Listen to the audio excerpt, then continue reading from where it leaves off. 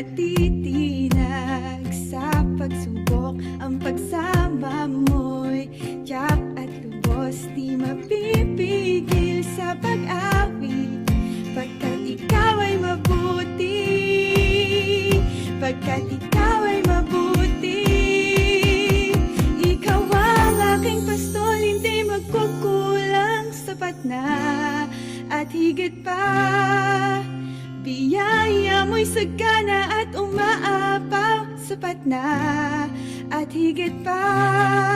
Sapat na sa lahat kong pangangailangan, higit pa sa lahat kong inaasahan.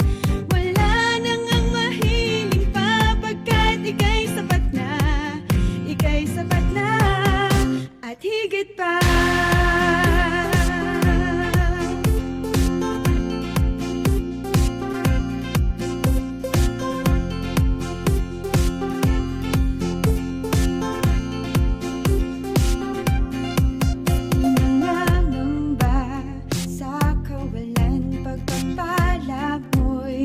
Laging laan, di matatakot sa panganib, pagkat naririyan ka palagi. Di matitinag sa pagsubok, ang pagsama mo'y tiyak at lubos, di mapipigil sa pag-awit, pagkat ikaw ay mabuti. Oh, napakabuti.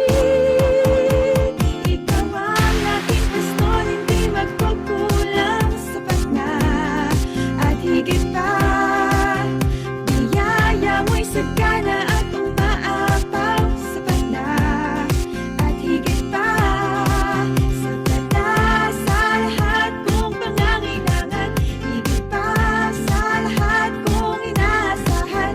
Wala nang ang mahiling pa, pagkat ika'y sapat na, ika'y sapat na at higit pa.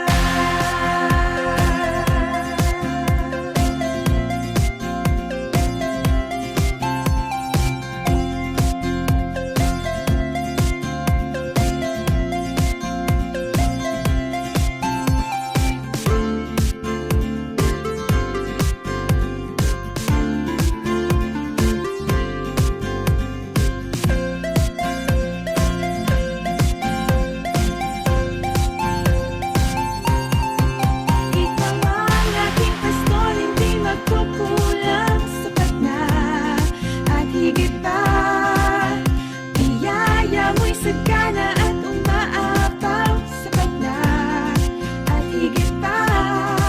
Sapat na sa lahat kong pangangailangan, higit pa sa lahat kong inaasahan.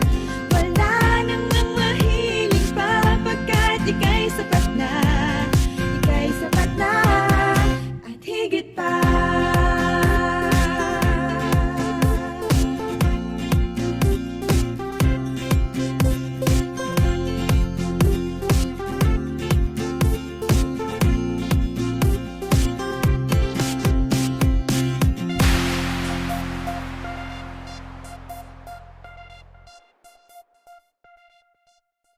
Verses 4-7. Magala kayong lagi sa Panginoon. Inuulit ko, magala kayo. Ipinadamani ninyo sa lahat ang inyong kabutihang loob. Malapit nang dumating ang Panginoon. Huwag kayong mabalisa tungkol sa anumang bagay. Sa halip, hinginin mo sa Diyos ang lahat ng inyong kailangan. Sa pamamagitan ng panalangin ni pasasalamat. At ang kapayapaan ng Diyos na hindi kayang maunawaan ng tao, ang siyang mag-iingat sa inyong puso at pag-iisip dahil sa inyong pakikipag-isa kay Kristo Jesus. Tayo pong lahat ng manalangin. Panginoong Diyos ng mga Panginoon sa lahat, pinupuri sa sinamatan ko po namin sa araw na ito.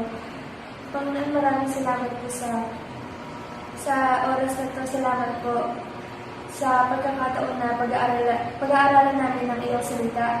At nawa po ang isipan po at puso po namin ay mag-focus po sa oras na ito kung saan po presensya mo po ang dapat madama. Ikaw nawa po ang bahala sa lahat. Sa pangalan ng Jesus. Amen.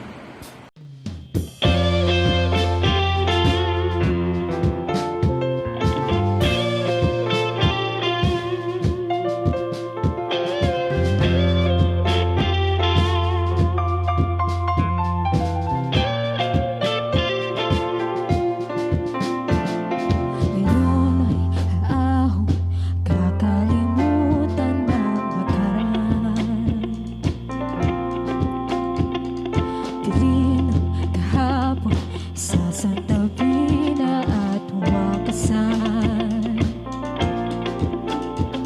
Pagkat ang liwanag ng pag-ibig mo ay ilaw gabay sa pagbabalik ko. Awitin ang iyong katapatan at kadakilaan. Sasayaw sa saliw ng tawag ng iyong pagmamahal. Lulundag sa lalim ng kabutihan ng iyong hangarin. Ang lahat ng iyong mga anak magbabalik sa'yo, Ama.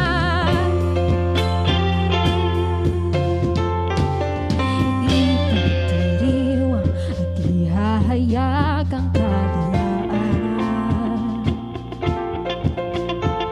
Di papapalitin, di na muling magpapahayag.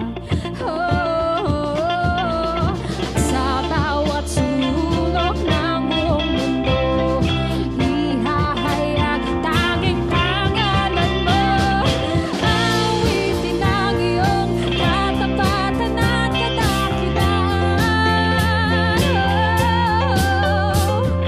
Sasayaw sa saliw ng tawag ng iyong pagmamahal. Lulundag sa lalim ng kabutihan ng iyong hangarin. Ang lahat ng iyong mga anak magbabalik sa'yo, Ama.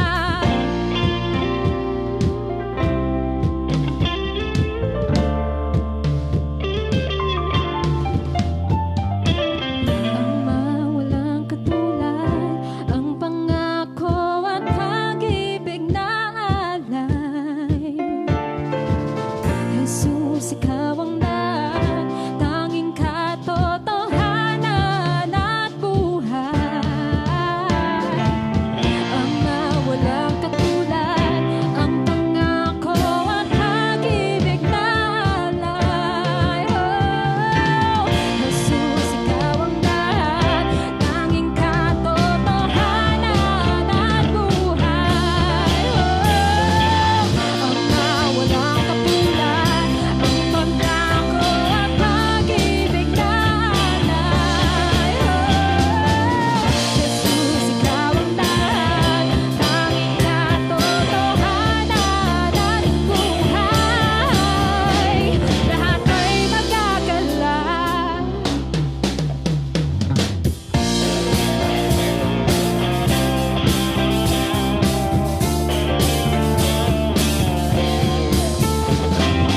Awitin ang iyong katapatan at kadakilaan. Sasayaw sa saliw ng tawag ng iyong pagmamahal. Lulundag sa lalim ng kabutihan ng iyong hangarin. Ang lahat ng iyong mga anak magbabalik sa'yo, Ama. Magbabalik sa'yo, Ama. Magbabalik sa'yo, Ama. Magbabalik sa'yo, Ama.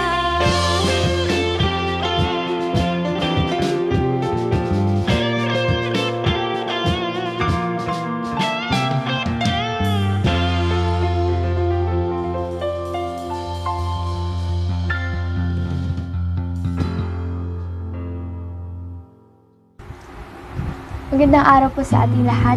Nagpapasalamat po ako sa Panginoon sa safety po natin sa pandemic na ito at thank you po kay Lord dahil po kahit hindi po tayo magkakasama ng physical ay napag-aaralan pa rin po natin ang kanyang salita at salamat po sa paggamit niya kay Pastor Joel para po mag-send po ng mga videos na pagtalakay ng salita mo at thank you po kay Lord sa pagpapatunay na hindi po hadlang ang distansya para papurihan siya at sa kabila po ng crisis na ito ay Salamat po dahil po sa pag-aaral po natin ng salita niya. At nagpapasalamat po ako kay Lord sa paggamit niya po ng mga doktor, ng mga pulis, ibang mga frontliners.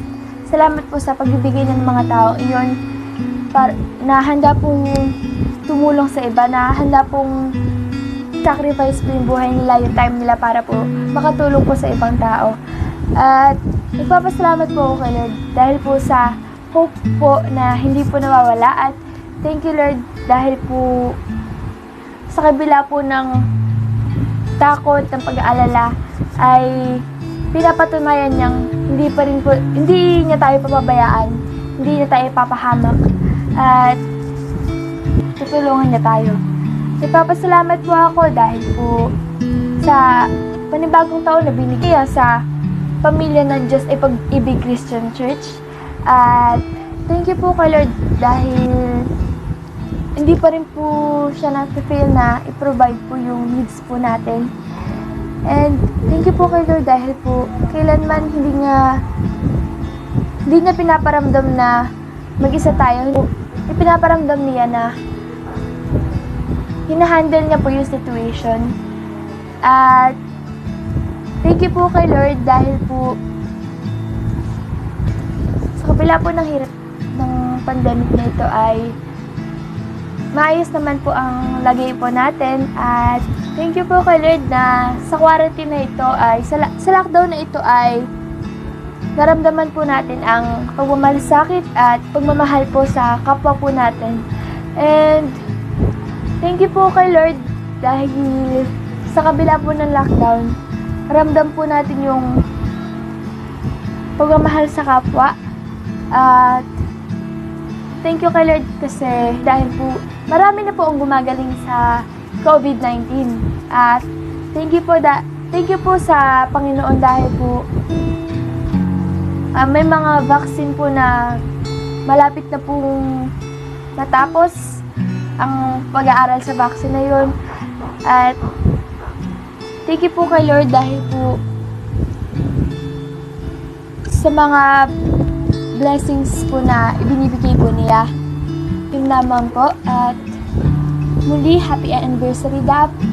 Keep safe po sa ating lahat and God bless. Isang mapagpalang araw po sa ating lahat. Ako po si Gerald Gramo Terrapalma, mas kilalang B-Boy, Raro. Mabati po ng isang maligaya, pinagpalang anniversary sa ating Balagtas Dap Christian Church. Ano man yung nararanasan nating takot, lungkot, pagod, kahinaan ng loob, lahat tayo nakakaranas ngayon sa mga sitwasyon natin dahil sa pandemic din. Ako, bilang isang OFW, malayo sa pamilya, malayo sa asawa ko, malayo sa anak ko. Kahit yung anak ko malayo sa asawa ko, maghiwalay sila ngayon, nasa probinsya yung anak ko. Pero sinasabi sa akin ng Panginoon, huwag ako matakot. Kung talagang totoong nananampalataya sa Kanya, pagkatiwala ko sa Kanyang lahat. Yung buhay ng anak ko, yung buhay ng asawa ko, yung buhay ng buong pamilya, yung buhay ko. Kapatid, ano yung nararanasan natin ngayon? Ito yung sinasabi sa atin ng Panginoon. Mula sa Joshua 1:9, hindi ba kita inuutusan? Ikaw ay magpakalakas at magpakatapang na mabuti. Huwag kang matakot, ni mga lupaypay, sapagkat ang Panginoon mong Diyos ay sumasayo saan ka man pumaroon. Romans 8:28. At nalalaman natin ang lahat ng mga bagay na nagkakalakip na gumagawa sa kabubuti ng mga sisiibig sa Diyos. Sa mga tuwid bagay niya ang mga tinawag ay sunod sa kanyang nasa. Philippians 4:6-7. Huwag kayong mga balisa sa anumang bagay, kundi sa lahat ng mga bagay sa pamamagitan ng panalangin at daing na may salamat. Pagpapasalamat ay pakilala ninyo ang inyong mga kahilingan sa Diyos. At ang kapayapaan ng Diyos hindi masayod ng pag-iisip ay mag-iingat ng inyong mga puso at ng inyong mga pag-iisip kay Kristo Jesus. Proverbs 17:22. Ang masayang puso ay mabuting kagamutan, ngunit ang bagbag na diwa ay tumutuyo ng mga buto. Proverbs 3:5-6. Maniwala ka sa Panginoon ng buong puso mo at huwag kang manalig sa iyong sariling kaunawaan. Kilalanin mo siya sa lahat ng iyong mga lakad at kinangtuturo ng iyong mga landas. Philippians 4:13.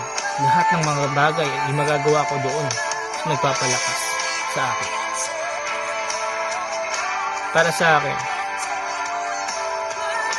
itong Philippians 1:21, sapagkat saganang akin ng mabuhay ay si Kristo at ang mamatay ay pakinabang. Kamatayan na pero pakinabang ka. Bakit nasabi ng ating Apostol Pablo ito? Dahil kung talagang tumitiwala tayo sa Panginoon ng 100% ng ating buhay, na binibigay natin sa Kanya, sasabit natin sa Kanya talaga. Wala tayong dapat katakutan. Wala tayong dapat ipangamba. Ako tulad ko, mga naranasan ko pagsubok dito. Sa trabaho, mga kasama nga po. Grabe. Nasabi ko sobrang worst. Lord, bakit ba ako napunta dito? Bakit ko ba dinadanas to? Sa araw-araw, humurahin ka, sabihan ka ng tanga, babatukon ka. Pray lang ako lagi, araw-araw. Sobrang hirap. Kala ko dati masarap nandito sa abroad. Madali lang sabihin, masarap lang sabihin na abroad. Pero sobrang hirap. Lalo't malayo ka sa pamilya mo.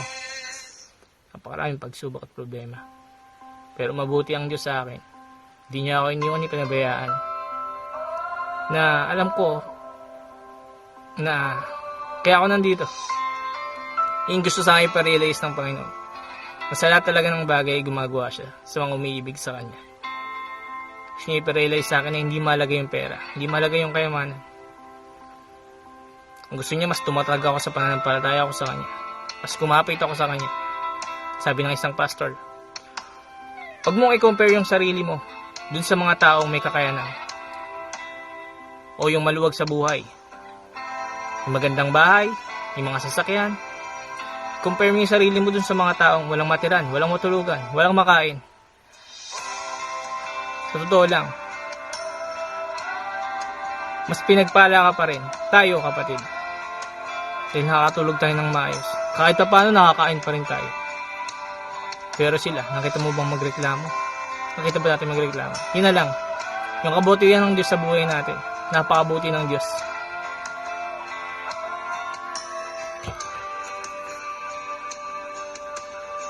Pero wala tayong dapat ipangamba. Katakot. Sa totoo lang, dahil yung buhay talaga natin, hindi natin masabi. Hindi natin alam kung kailan babuhin ng ating Panginoon. Pagkatiwalaan sa Kanya lahat, kapatid. Mga kapatid. Natatagin natin yung isa't isa. Panampalataya sa panalangin. Ang gusto ng Diyos, pagkatiwala natin sa Kanya yung buhay natin ng 100%. Yung buhay natin na malalim.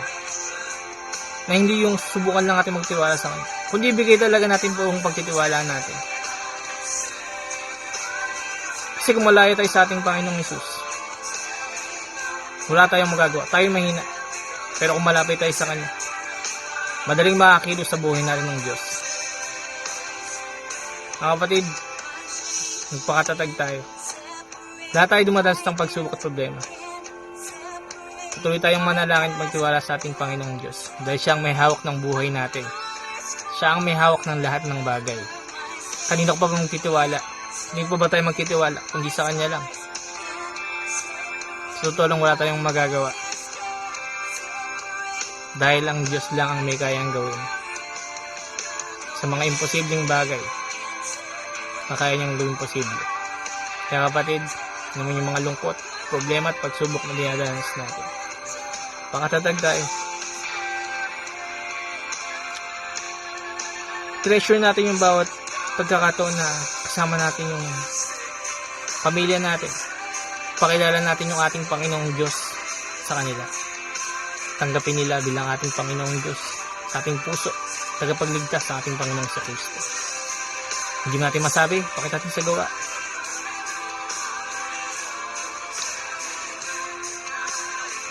Maraming salamat mga kapatid. Patuloy tayong mag-ingat, gabayan tayo nating Panginoong Diyos. Lagi nating tandaan, mahal tayo ng Diyos. Mahal na mahal. Mahal ko din kayo. Ingat tayo lagi. God bless. Happy anniversary po mga kapatid. Ika-36 na anibersaryo ng katapatan ng Diyos sa ating iglesia. Ang Diyos ay Pag-ibig Christian Church. Bago po tayo mag-umpisa ay tayo muna ay manalangin. Panginoong Diyos, muli kinikilala namin ang iyong katapatan, kaya nagpapasalamat kami dahil ngayon ay aming ginugunita sa simpleng paraan ang pagkatatag ng aming iglesia. Bunga ng iyong katapatan. Ito ay inabot na ng 36 na taon at sa mga panahong yan ay naramdaman namin, aming nasaksihan ang iyong kabutihan, ang iyong walang humpay na pagmamahal sa amin. Magkaganon man, humihingi kami ng kapatawaran sapagkat kami ay hindi karapat-dapat. Sa taong ito na muli kaming magdiriwang ng aming anibersaryo, naway mas lalo kaming mahamon upang maglingkod at magtiwala sa iyo lalo na sa panahon ito. At sana'y hindi makapigil ang mga suliraning nararanasan namin ngayon upang kami magpahayag ng pagmamahal sa iyo, ng aming pagnanais na paglingkuran ka. Kaya tulungan mo po kami upang magkaroon ng inspirasyon, upang lalo kaming magsumipag sa aming pagtatalaga ng aming mga sarili sa iyo. Nawa o Diyos, sa kabila ng mga nararanasan namin, hindi ito pumigil sa amin upang aming pagsikapan na magawa ang tungkulin namin bilang isang iglesia. Ang ipamalita ang iyong iniaalok na kaligtasan para sa amin at ang dalawin ang mga may sakit, bisitahin ang mga bilangguan, bigyan ng damit ang mga hubad at bigyan ng pagkain ang mga nagugutom. Sa araw na ito, makikinig kami ng iyong salita. Sana ay ibigay mo sa amin ang lubos na pagkaunawa at ang pagyakap sa kahalagahan ng iyong salita at mensahe nito upang ito'y magsilbing inspirasyon sa aming lahat. Tulungan mo ang magdadala ng mensahe mo. Sana'y bigyan mo siya ng karunungan na nanggagaling sa iyo. At ipadala mo ang banal na Espiritu upang makasama namin at madama namin na siya'y naririto sa aming kalagitnaan habang kami nananambahan. Sa pangalan ni Jesus. Amen.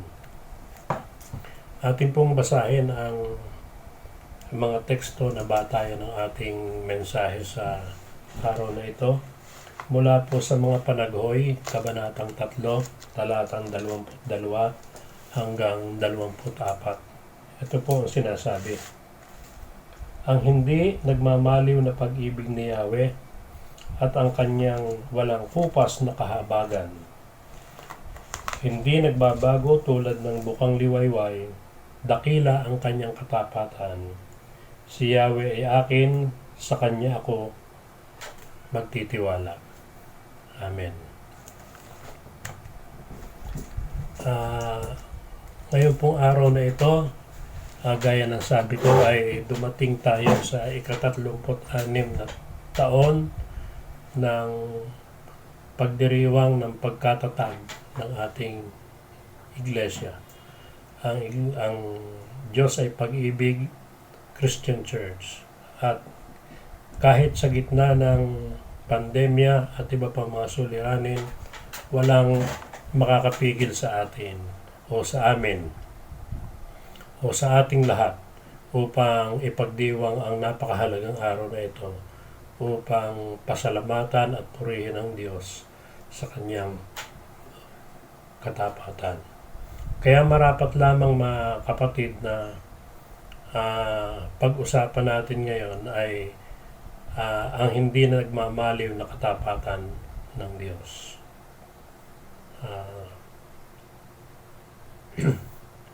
Batay dun sa ating binasa ay masasalamin natin, sa binasa nating teksto ay masasalamin natin yung katapatan ng Diyos. At ang kanyang katapatan ay sinasabing kanyang katangian o kalikasan. Kaya siya Diyos ay likas sa kanya ang tapat o ang pagiging tapat. At yung ating pinagbatayang aklat sa Biblia ay yung aklat ng mga panaghoy. Mga panaghoy sapagkat yung 5 chapters na mayroon ang mga panaghoy ay punong-puno ng mga literal na panaghoy. No?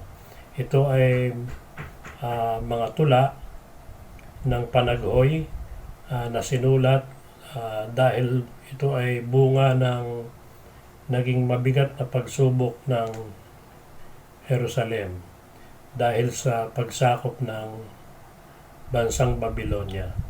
Alam nyo, ang Jerusalem kung sa panahong ito ay isa siyang bustling city. Napaka-unlad, maraming kalakalan, sentro ng mga aktibidad ng tao, at napaka marahil ay maganda at mayabong ang pamumuhay doon.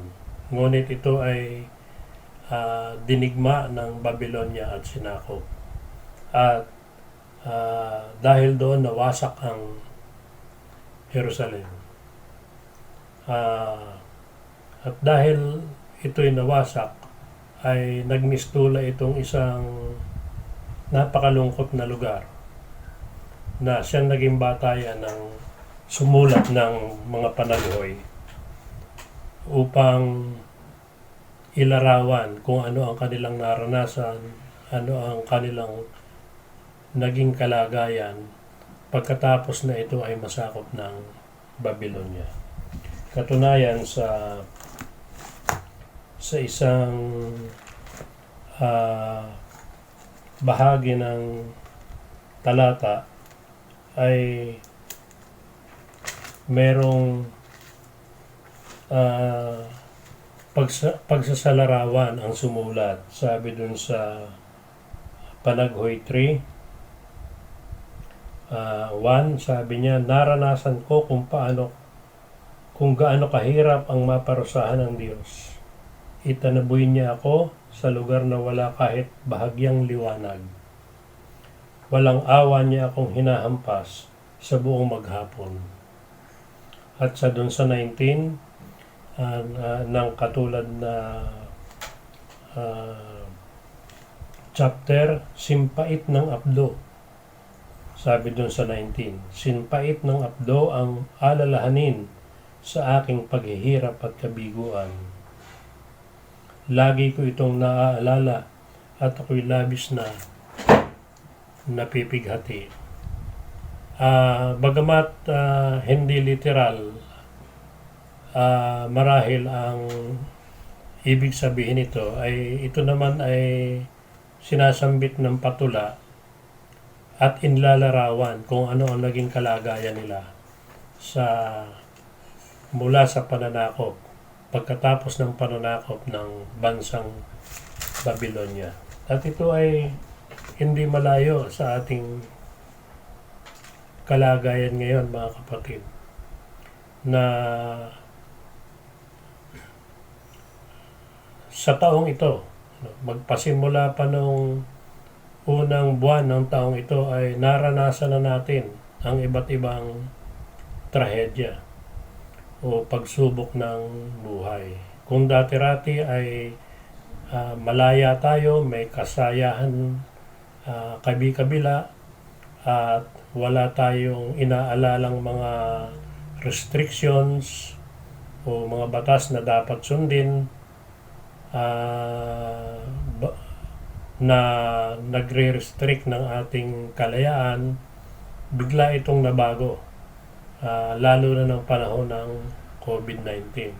At Enero pa lang ay nagsisimula pa lang ang taon ay sumabog na yung Bulkang Taal, at pagkatapos nun ay bukod sa mga problema ng bayan, problemang politikal, ay sumunod naman itong pandemya na hanggang sa kasalukuyan ay ating nararanasan, at hindi pa natin alam kung kailan matatapos at kung kailan darating ang talagang lunas.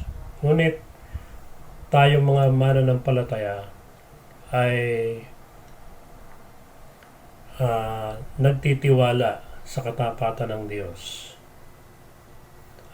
At kung babasahin natin muli, ang sabi, ang hindi nagmamaliw na pag-ibig ni Yahweh at ang kanyang walang kupas na kahabagan, hindi nagbabago tulad ng bukang liwayway, dakila ang kanyang katapatan. Si Yahweh ay akin, sa kanya ako magtitiwala. Tayo mga mananampalataya ay sa kabila ng mga nararanasan nating pagsubok ay hindi agad tayo sumusuko. Tayo ay mga taga sa panahon, bunga ng ating karanasan ng katapatan ng Diyos. They are new every morning, laging sariwa, dakila ang katapatan ng Diyos.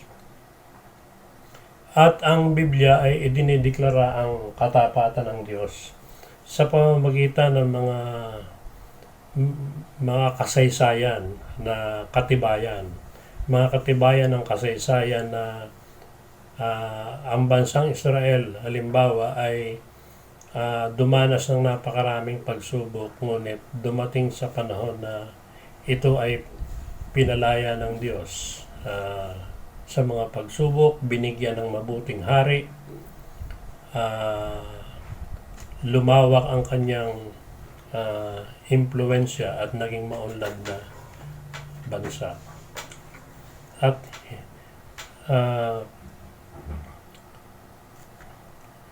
kung sa ating kasalukuyang kalagayan naman ihahambing, historically, alam din nating mga mananampalatayaan, bunga ng ating mga karanasan, alam natin na kahit may mga pagsubok na dumarating sa buhay, lagi natin itong nalalampasan sapagkat nagpapatuloy ang katapatan ng Diyos. Lagi nating nararanasan araw-araw ang kanyang katapatan, at tama lamang na maging batayan natin yon ang ating pag-asa sa kasalukuyan, na sa gitna ng ating mga nararanasan, halos kalahating taon na ngayon, ay darating ang panahon, ang tamang panahon para maranasan natin ang perpektong pagkilos ng Diyos para patunayan ang kanyang katapatan. Tayong lahat ay may karanasan ng mga kalungkutan, pagdurusa,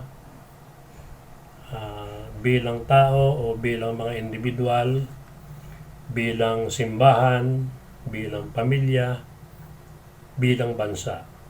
Bilang bansa, tayo ay nasa gitna ng trahedya ng pandemya. At dahil dyan, naaapektuhan ang ating pamilya, ang ating simbahan, at tayo mga individual. Bukod pa yon dun sa mga kanya-kanya nating mga problemang nararanasan bilang individual, bilang pamilya, bilang simbahan. Habang nagre-record po ako ng video na ito, ang pamilya o ang kanamin ay nasa mabigat na pagsubok. Sapagkat alam naman ninyo na ang aming ina ay nasa advanced age na, 93 na siya. At by the day ay kitang-kita namin yung kanyang dahan-dahang paghina. Dahan-dahang nawawala ang kanyang kalusugan. At no Huwebes, nag-usap-usap kaming magkakapatid sa pamamagitan ng messenger at aming pinagplanuhan kung ano yung dapat naming gawin sa pagkakataon na sumapit na talaga yung ayaw naming mangyari, na mawala ang aming magulang. At sa araw na yon ay naka-focus kami dun sa preparasyon.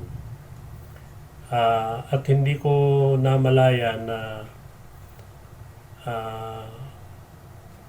nakalimutan pala namin yung mas pinakamahalaga, yung papaano namin mas madudugtungan ang kanyang buhay. Ngunit kahapon ay merong ginawang mga initiative yung kanyang mga apo o yung aming mga pamangkin, at kanilang pinatingnan uli sa doktor, dinala yung doktor sa bahay, at ang advice ng doktor ay i-lab test, at yun nga ang aming ginawa. Hindi kami umaasa ng lubos na kagalingan sapagkat meron na siyang katandaan, ngunit umaasa pa rin kami sa himala ng Diyos na kahit paano ay durugtungan ang kanyang buhay. At no Huwebes din, yung palang pag-uusap namin ay Martes, at isa sa mga napag-usapan namin ay magkakaroon kami ng maikling devotion ng Huwebes. Kaya Huwebes ng gabi, alas 8 ay nag-Zoom meeting kami, devotion. At sa aming devotion ay ito rin ang nataon na tinalakay ng aming devotion leader na si Eric. At pinanghawakan din namin yung katapatan ng Diyos. Aming sinariwa yung mga talata na ating pinag-uusapan upang magkaroon kami ng pag-asa at lakas ng loob, at nang mapaalalahanan kami bilang isang pamilya na ang katapatan ng Diyos ay hindi nagmamaliw. Kaya kagabi ay pagkatapos ng aming Zoom meeting ay talaga namang nabawasan yung bigat ng aking dibdib sa pag-aalanga sa kalagayan ng inay, at yung guilty conscience na hindi namin siya madalaw, na kami mga narito sa malayo. Bunga naman ang restriksyon ng COVID, lalo't higit yung mga nakatatanda, no? Yung mga senior citizen at kami yon. Kaya natutuwa naman ako na yung aming mga pamangkin ang nag-e-effort para mapuntahan ang kanilang lola. At ako ay lubos na nagigilty ng mga nagdaang pagkakataon. Pero kagabi ay naibsan ang aking kalungkutan at ako'y nakatulog ng mahimbing. Nung kasing nagdaang gabi, nagising ako ng madaling araw at nahirapan akong makatulog ulit dahil naalala ko yung aking ina. Pero kagabi ako ay nakatulog ng mahimbing, at kumpleto o maganda yung gising ko. Pero nung aking tunghayan, yung group chat namin na magkakamag-anak, ay meron na namang isang balita na yung aking hipag na yung napangasawa ng aking kapatid ay biglang nahimatay. At kanina sa findings ng doktor ay meron siyang aneurysm. So, isa na namang pagsubok na wari sinusubukan ang aming katatagan at pananampalataya. Ngunit sa tuwing maalala ko yung mga nakaraang katapatan ng Diyos, sa kabila ng hindi naman kami perpektong pamilya, ito ay nagbibigay ng lakas ng loob sa akin at sigurado sa aking buong pamilya upang patuloy na manangan sa Diyos at umasa sa kanyang katapatan. At ang katapatan yan ng Diyos ay nagbibigay ng pag-asa. Kapag dumarating ang mga kalungkutan at suliranin sa buhay, ang tendency ng iba ay manghina ang loob at makaramdam na parang nangangapa sa dilim, na parang walang pwedeng labasan na pintuan. At kung minsan din nararamdaman ng iba na iniwan na sila ng Diyos, at o kaya ay siya ay bingi at hindi naririnig ang ating mga panalangin. Ito ay nagiging karanasan ng mga mortal na tao.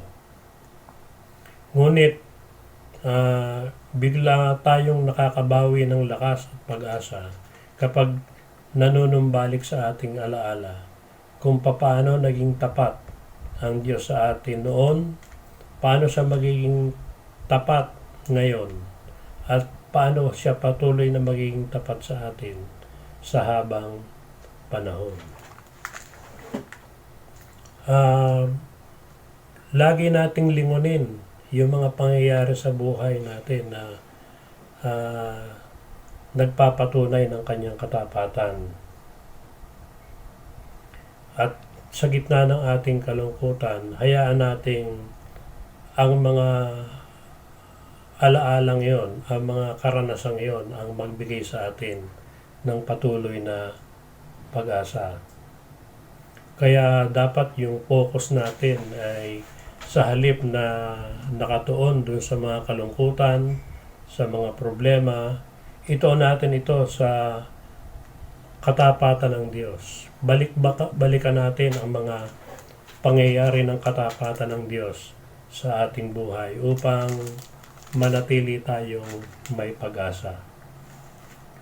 At kapag tayo nananatiling may pag-asa, yung tendency nating malobat ay bigla tayong napupuli charge, bigla tayong na-energize. Sapagkat ang katapatan ng Diyos ay nangangahulugan ng abundance o kasaganaan. Siya'y tapat at ang kanyang katapatan ay puno ng kasaganaan. Hindi nauubos, hindi pumapalya, at laging bago. Sabi nga doon sa Bible ay new every morning. Kaya pwede tayo talagang dumepende sa Kanya sa lahat ng oras, sapagkat lagi niya tayong bibigyan ng sariwang daloy ng mga pagpapala, ng mga provision sa ating buhay. Hindi rin tayo dapat mag-alala para sa kinabukasan, because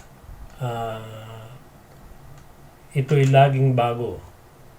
kada umaga. At pwedeng hindi natin matanggap sa isang bagsakan yung lahat ng ating kailangan for the entire 2020, pero it doesn't mean na pababayaan niya tayo bukas. Kung binigyan niya tayo ngayon, siguradong bibigyan niya tayo bukas at bibigyan niya tayo araw-araw ng ating lahat ng mga kailangan. Hindi lamang material na bagay, kundi lahat ng mga bagay na kailangan natin upang mabuhay ng mapayapa, may pag-asa, masaya, at laging mayroong natatanaw na magandang pag-asa sa kinabukasan. Ang kailangan lamang po natin mga kapatid ay magtiwala tayo sa katapatan ng Diyos. Ang Diyos ay gusto niya na maranasan nating lahat ang kanyang katapatan. Gusto niyang maranasan ng mga tao, ng mas maraming tao ang kanyang katapatan. At ito ay nagiging posible kung tayong mga mananampalataya ay magiging kasangkapan ng Diyos upang iproklama, upang ipahayag ang kanyang mabuting balita. Ang mabuting balita na meron tayong inaasahang kaligtasan o buhay na walang hanggan sa piling ng ating Panginoong Jesus. At dahil ito'y tungkulin ng mga mananampalataya, ito kung ganon ang tungkulin ng simbahan. At ang DAP o ang Diyos ay Pag-ibig Christian Church ay bilang isang simbahan ay dapat maging instrumento ng Diyos upang mas maraming tao ang makarinig ng mabuting balita. Kaya naman, mahigit 20 taon na o maaaring kulang 30 taon na tayong inihanda para magkaroon ng matatag na gusali ng iglesia. Natatandaan ko nung unang linggo ko sa ating iglesia, at ito na may madalas kong ulitin sa inyo, na ako ay sumakit ang balakang. Hindi ako makabangon kinabukasan ng Lunes. Dala ng matinding init sa iglesia sapagkat walang ventilasyon, kulang sa electric fan. Kaya nakatutok sa aking likod ang electric fan at masama yun talaga sa katawan. Kaya kinabukasan hindi ako nakabangon. Pero ngayon ito ay it is now just an experience. Hindi na ito totoo ngayon sapagkat maaliwalas na ang ating iglesia, maganda na ang gusali, marami ng electric fan, sapagkat tapat sa atin ang Diyos. Kahit tayo ay nagtiyaga ng matagal na panahon at hindi tayo sumuko, ay ipinakita ng Diyos ang kanyang katapatan at binigyan tayo ng isang gusali na higit pa sa ating inaasahan.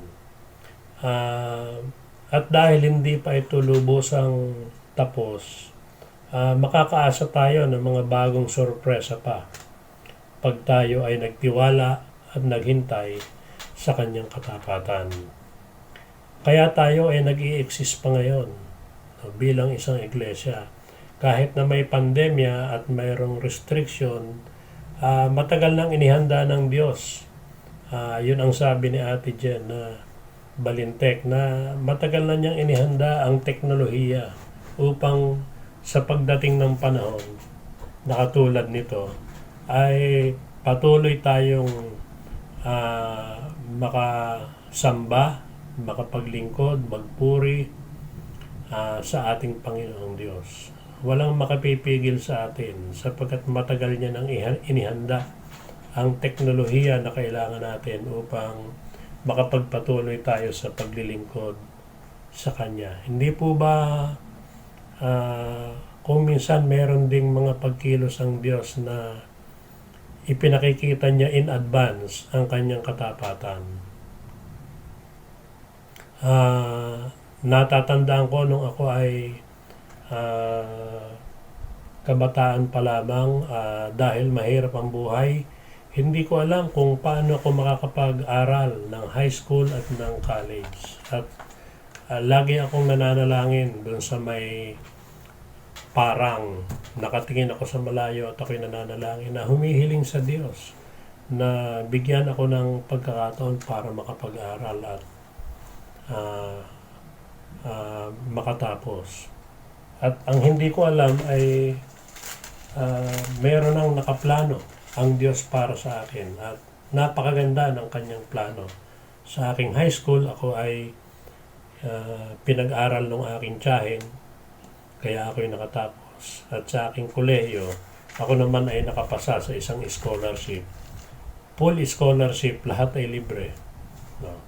At dahil doon, pinagbuti ko habang para ako ay makatapos. At nakita ko doon ang katapatan ng Diyos.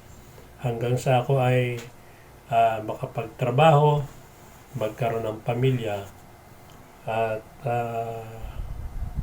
masasabi ko rin na napakabuti ng Diyos sapagkat binigyan niya ako ng isang maayos na pamilya. Kaya mga kapatid, ikinukwento ko sa inyo ito sapagkat ito'y aking karanasan at ito'y aking patotoo sa inyong lahat.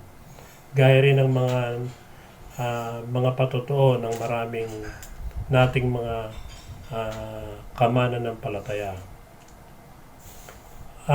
Kung ganon, ang mandato natin bilang isang iglesia ay patuloy na iproklama at huwag huminto sa pagtatatag at pagpapalakas ng iglesia ng Diyos. At nang sa ganon, magkaroon ng sandigan, magkaroon ng lugar para ma-express ng mga tao ang kanilang pananampalataya at paglilingkod sa Diyos. At sa panahong ito ng pandemya at maraming iba pang suliranin sa mundo, mga kapatid, makakaasa rin tayo na Kanyang binibigyang bagong anyo ang mundo. Ako'y naniniwala na kung ano man ang nangyayari ngayon ay God is in full control at unti-unti niyang binibigyan ng bagong anyo ang mundo. Kasabay ng pagpapatibay ng ating pananampalataya. Nais niyang sa gitna ng pandemyang ito ay tumatag ang ating pananampalataya at magtiwala tayo sa Kanyang mabuting intensyon sa ating lahat. At sa Kanyang perpektong panahon ay lalo nating mararanasan ang Kanyang katapatan. Kaya patuloy tayong magtiwala sa Diyos.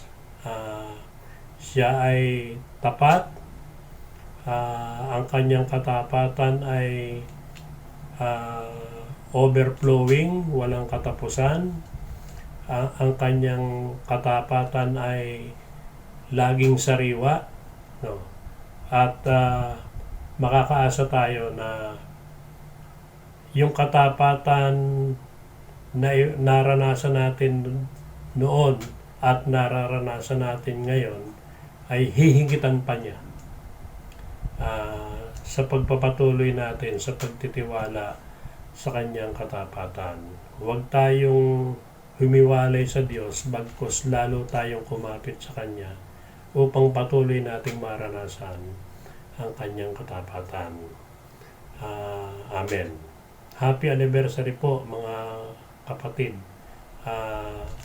ating balikan ang nakaraang 36 na taon, lalo na yung mga nakakatanda sa atin, at makikita natin na ang DAP ay pinagpala ng Diyos. Ito ay patuloy niyang pinagpapala at patuloy na pagpapalain sa habang panahon. Kaya ito ang paghugutan natin ng lakas. Hindi lamang para sa ating simbahan, kundi para sa ating mga personal na buhay. Magandang umaga po.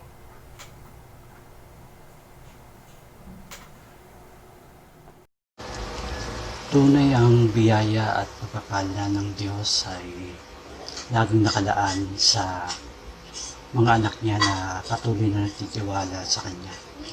At yan ang naranasan ko, lalo na nung nag-uumpisa pa ng i-lockdown ang Luzon noon. Natatandaan ko, March 15 yun, ila-lockdown ang Luzon. At ang meron na lang kami income is 150. So, March 15, ila-lockdown ang Luzon. Inaasahan ko na pagdating ng March 40 ay may sweldo na kami. At dumating yung March 14, wala kami sweldo. Kaya inisip ko yung 150 pesos kung paano mapagkakasya yun. Kaya pagdating ng March 16, araw ng Lunes yun, ay pumunta ako ng agency namin para kumpirmahin kung bakit wala pa kaming sweldo. And then, pagdating ko doon, ang tanging nasabi lang sa amin ng staff ng agency ay hindi pa nagbabayad yung company na pinapasukan ko dahil lockdown. So, sa madalit sabi, hanggat di nagbabayad yung company ay hindi kami sisweldo. So, noong mga panahon na yun, bilang tao na pamilyado, ama, diisip ko kung paano mapagkakasya yung halagang 150 pesos sa panahon ng lockdown. So, sabi ko nga dun sa staff ng agency, buti pa yung sa balita panic buying sila, mantalang ako, ang nagagawa ko lang ay panic. Yun po ay biro po. At maghapon ako sa agency namin, ngunit sabi nila wala talaga silang maibibigay sa akin. Yung mga panahon na yun, wala talaga silang kahit cash advance, wala silang maibibigay sa akin. So, nung bandang mag-aalas 3 na, ay pauwi na ako, pababa na ako ng opisina. Dali-dali akong hinabol ng aming coordinator. At inaabot sa akin yung 1,000 pesos. Tulong niya raw yun, pang-alalay sa panahon ng lockdown. Nung una ay hindi ko pa siya tinatanggap dahil nakakahiya. Pero nagpupumilit yung aming coordinator na kunin ko o tanggapin ko yung 1,000.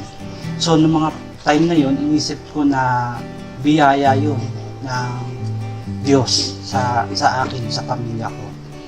And then, bago matapos ang March, ay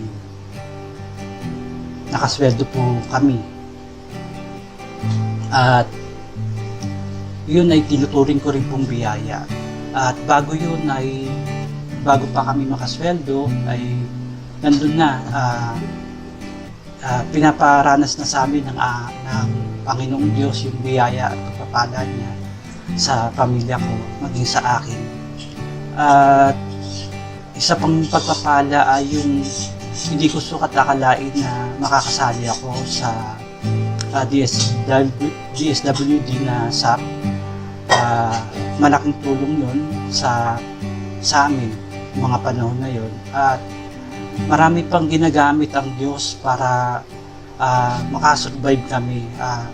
Patuloy niyang i-provide yung pangangailangan namin lalo na sa panahon ng pandemic. Nandyan ang tulong ni Pastor Arcy na pinapadalan kami ng pera para sa pandemic. pang-alalay o panggastos namin.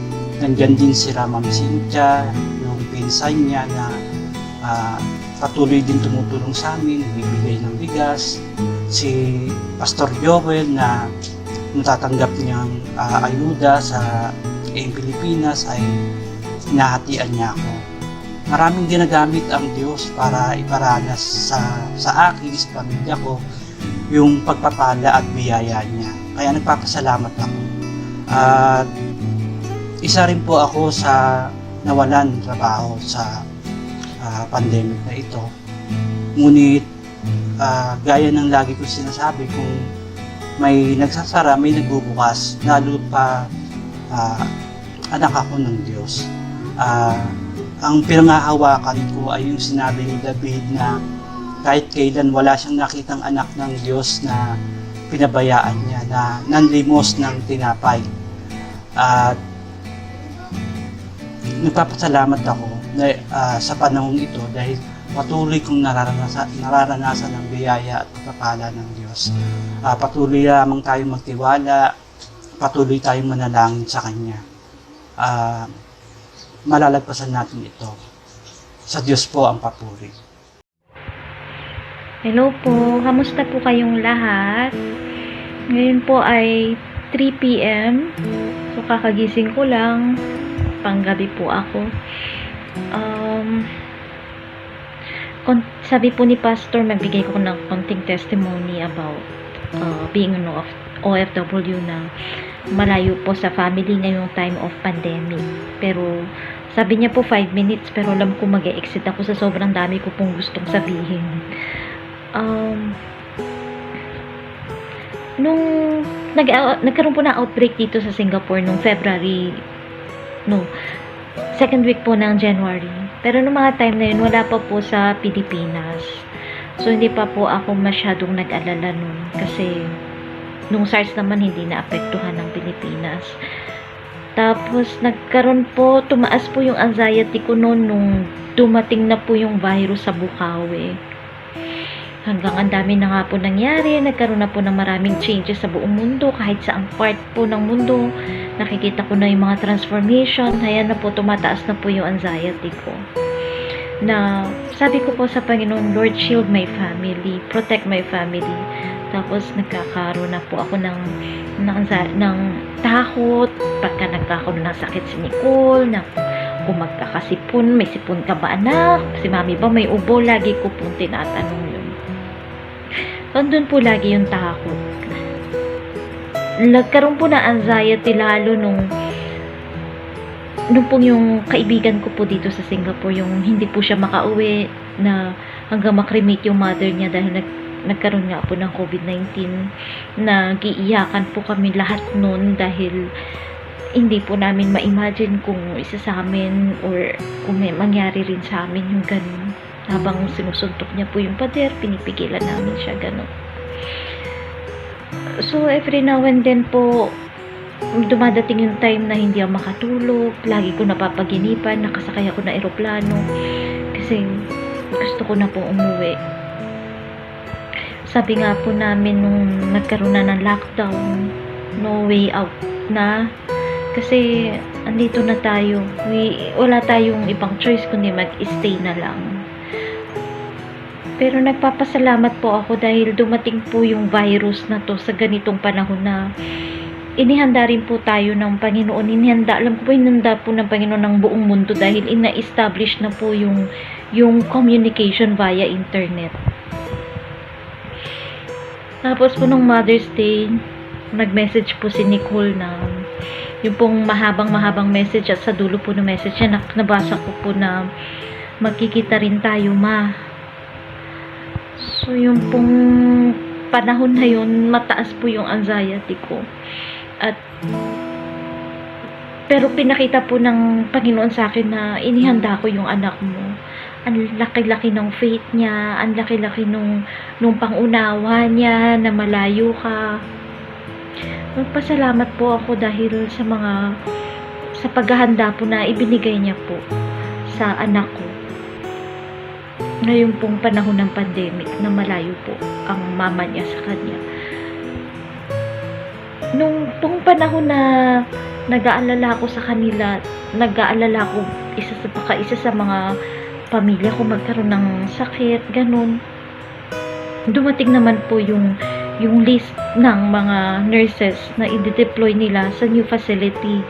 So, sa ward po namin, 3 po kaming kinuha. Tapos, kumuha rin po sila sa iba't ibang ward, iba't ibang disiplina na taga-4. So, nagulat po ako kasi nakasama po yung pangalan ko na napaka-ironic na nag-aalala ko na isa sa family ko magka-COVID. Tapos ako, dadali naman ako sa COVID facility para tingnan yung para po mag-alaga naman sa mga may COVID-19 patients na apektuhan ng virus.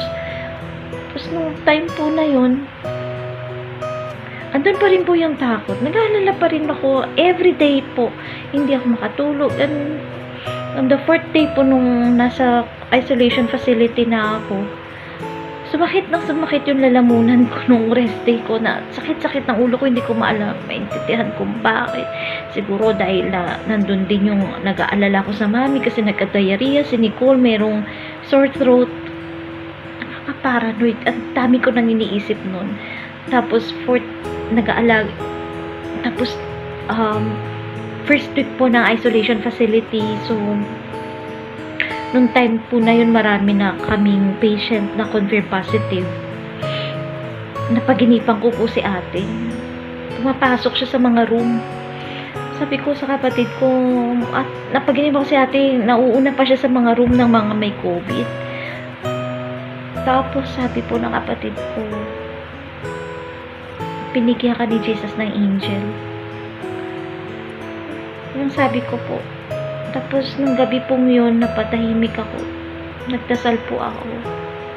Sabi ko po sa Panginoon, patawarin niya ako kasi instead na finocus ko yung sarili ko dahil at nakikita yung protection na binibigay niya araw-araw sa family ko tsaka sa akin. Mas nakikita ko yung takot, mas nakikita ko yung anxiety at masyado na ako na-overwhelm sa mga naiisip kong hindi naman na nangyayari. Na-realize ko po na aside po sa mga protective gear, PPE, N95 na suot ko, hindi ko po nakita na may mas malaking protection po ang binigay niya sa akin. At sa sobrang sakit nung lalamunan ko po na yun, hindi niya po hinayaang mapaupo yung virus sa lalamunan ko kasi binigyan niya ako ng mas matindi pa, mas malakas pa na protection. At yun po ay in-increase, tinaas niya po lalo yung immune system ko para hindi po mahawaan. At yung mga panahon po yun, sabi ko, patawarin niyo ako Panginoon kasi hindi ko po nakikita yun. At nung po nakita ko si ate sa panaginip ko, nagbasa po ako nun ng Bible. Memory verses po ng about promises of God. So, na-realize ko po na sa dami-dami po ng changes na nangyayari po, isa lang po yung hindi nagbago. Yun po yung pagmamahal niya sa atin at yung mga pangako niya. So, meron po akong memory verse na nabasa na about is from John 16 verse 33.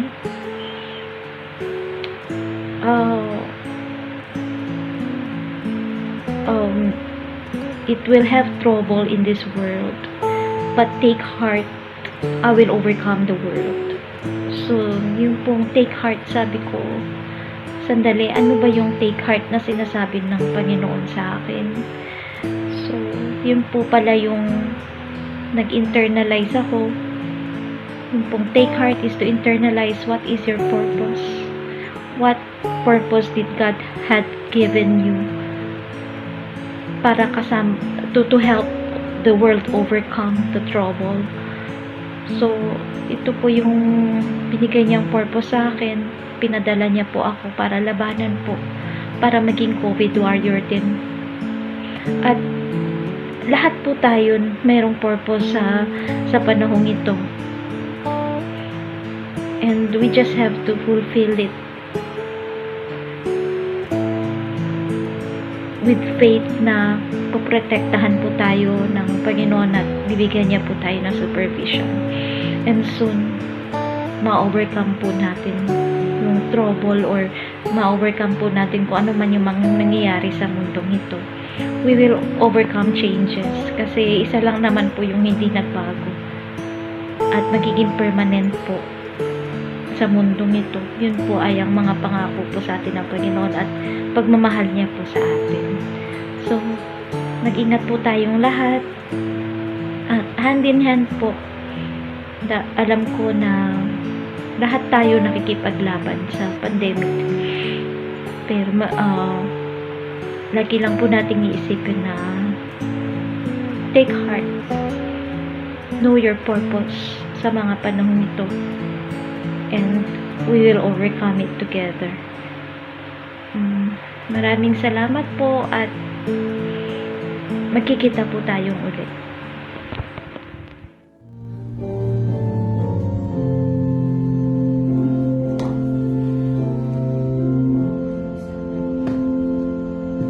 So sad I knew to label unrewarded,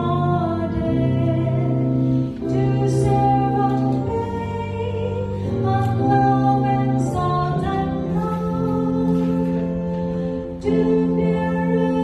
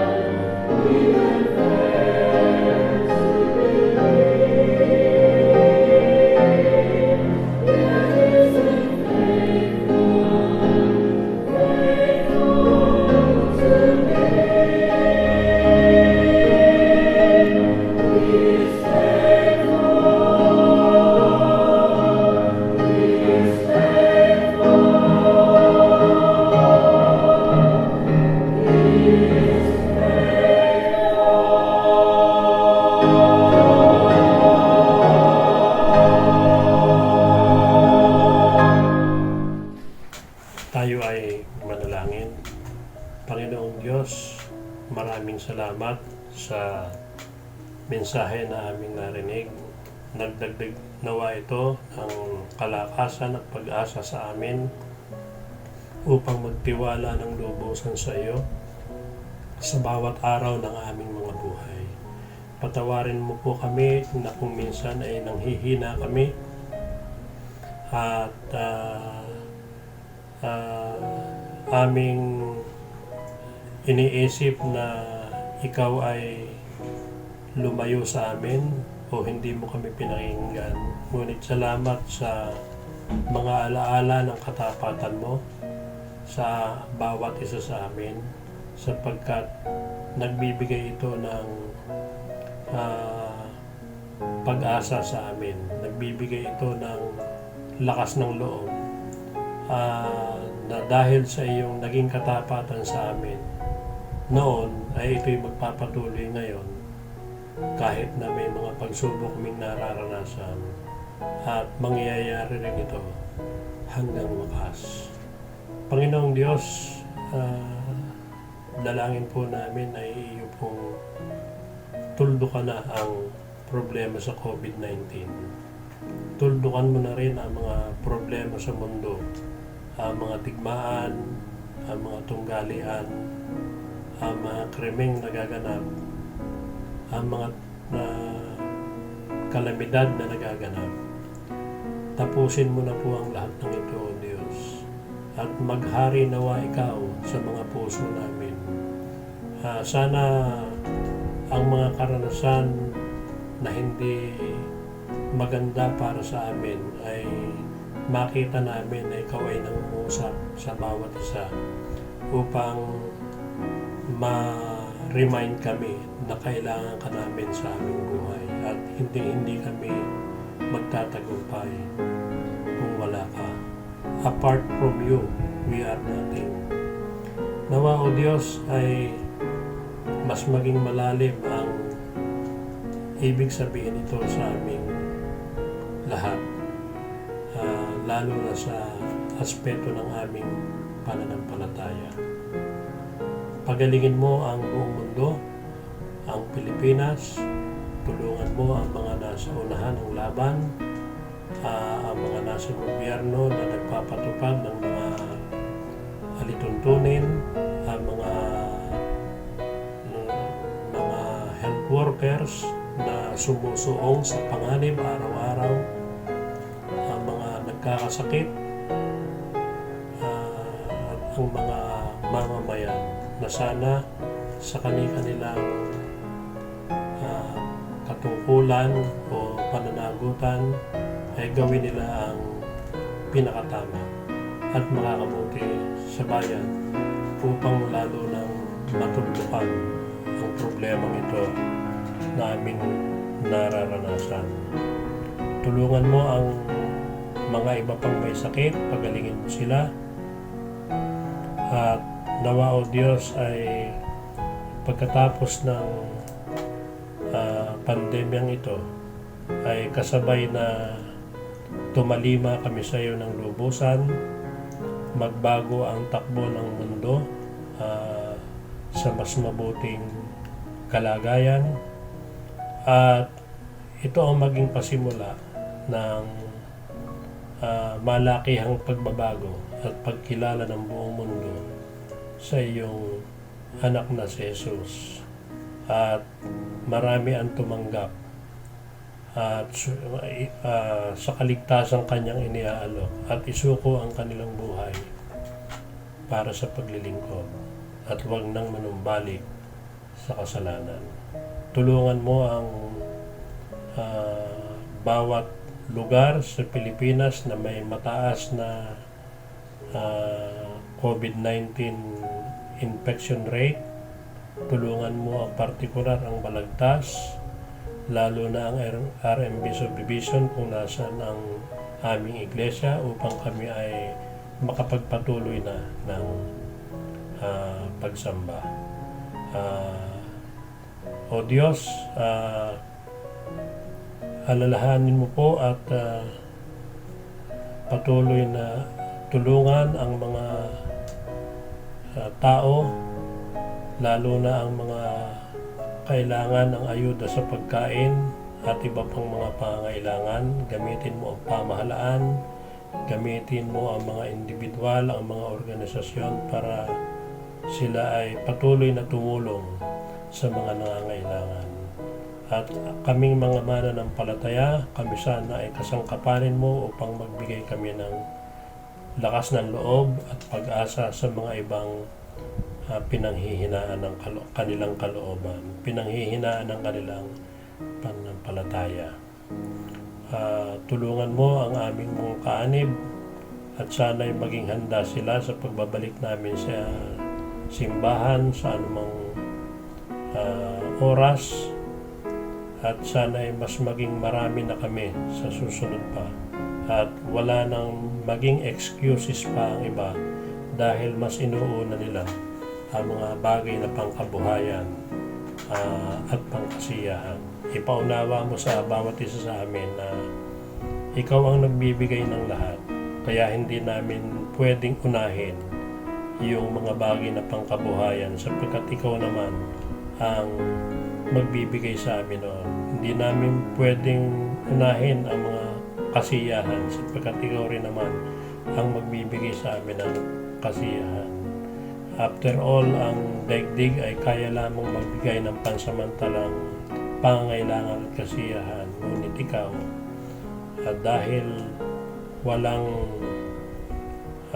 pagkaubos ang iyong katapatan, ay ganun din dadaloy ang iyong mga biyaya sa amin. Tulungan mo ang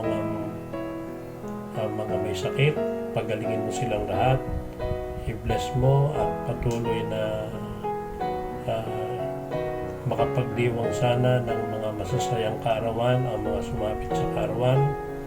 Ganun din ang mga may mahahalagang pagdiriwang sa buhay katulad ng anibersaryo ng kasal at iba pa. Tulungan mo ang mga nasa abroad, inyo silang aliwin habang malayo sa pamilya at inyo po silang ingatan upang malayo sa panganib ng COVID-19.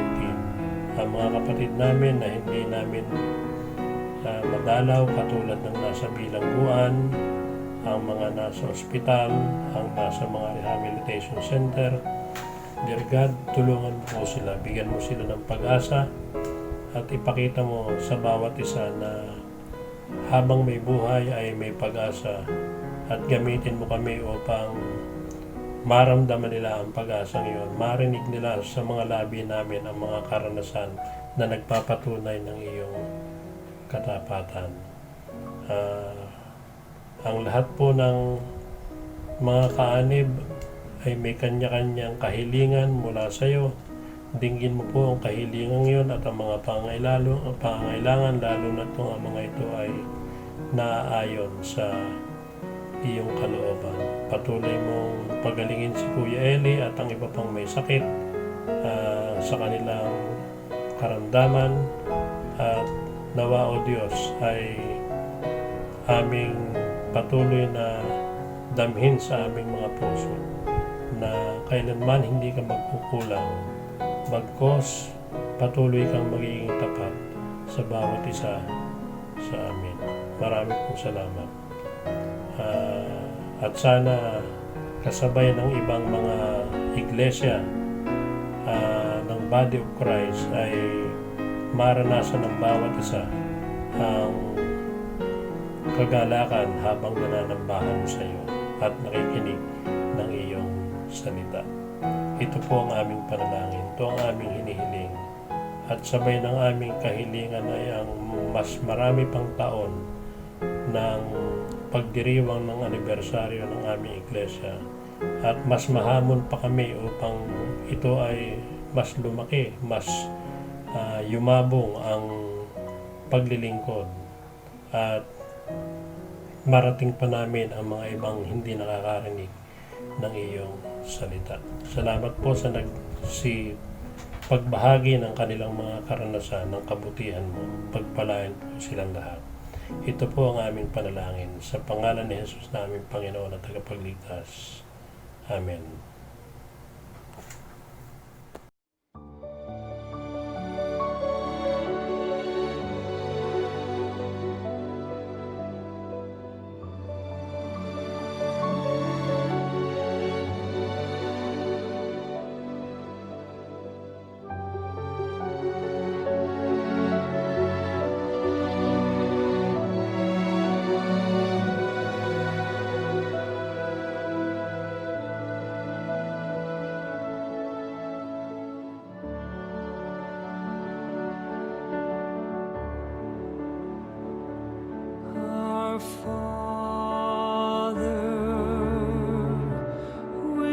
which art in heaven,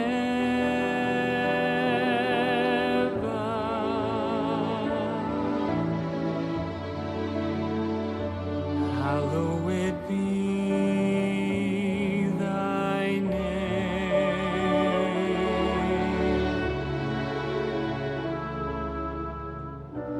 Thy kingdom come, thy will be done on earth as it is in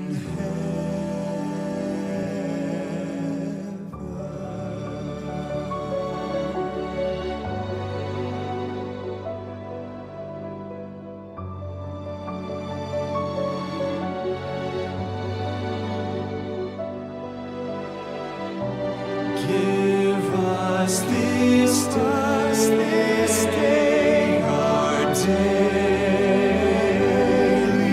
bread, and forgive us our debts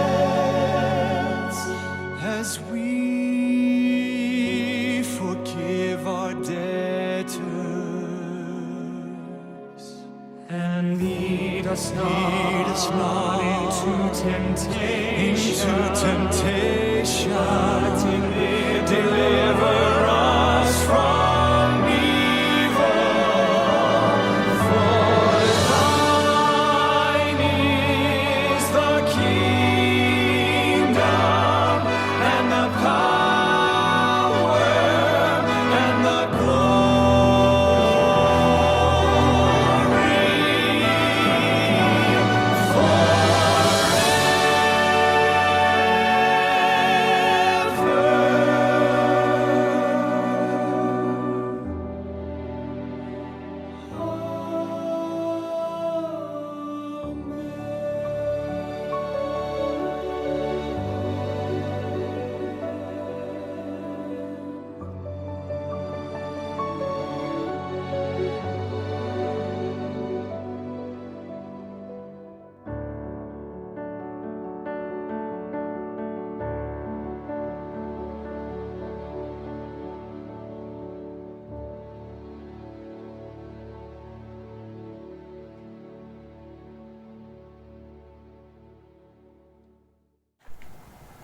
At ngayon mga kapatid, sumainyo lahat ang walang hanggang pag-ibig ng Diyos amang nasa langit, ang pagliligtas ng ating Panginoong Hesus, at ang patuloy na paggabay ng Banal na Espiritu Santo mula ngayon at magpakailanman. Amen.